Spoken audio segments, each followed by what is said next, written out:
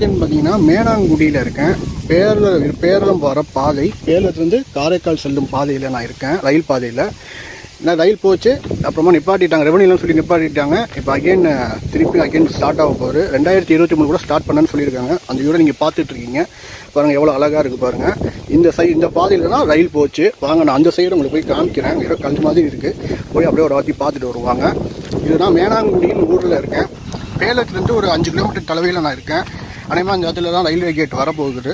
இங்கே பார்த்து hi friends, இப்போ நம்ம என்ன பார்த்தீங்கன்னா மேனாங்குடின்னு ஊருக்கு வந்துடும். போன வாட்டி என்ன இருக்கோ அதே அப்டேட்னா, ஆனால் ஒரு சின்ன அப்டேட் என்னன்னா, இங்கே படி வைக்கிறாங்க கீழே இறங்கிறதுக்காக கேட் கீப்பர்ஸ்க்கு. ஸோ இங்கே பார்த்துக்கோங்க, வேறு ஒன்றும் புதுசாக அப்டேட் இல்லை. ஸோ இப்போ என்னென்னா அந்த இடத்துல தான் வேலை ஆரம்பிக்க போகிறாங்க.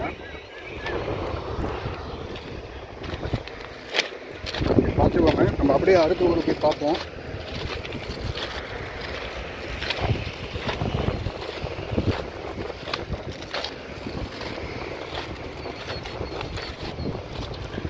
இது நம்ம போன வாரமே அப்டேட் பண்ணது தான்.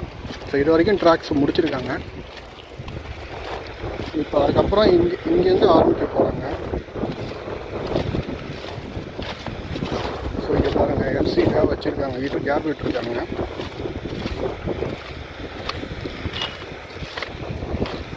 வாங்க நம்ம அப்படியே அடுத்த ஊருக்கு போய் பார்த்துருவோம். அடுத்த ஊர் கோயில் கந்தன்குடி தான். ஸோ அங்கேயும் போய் பார்த்துருவோம்.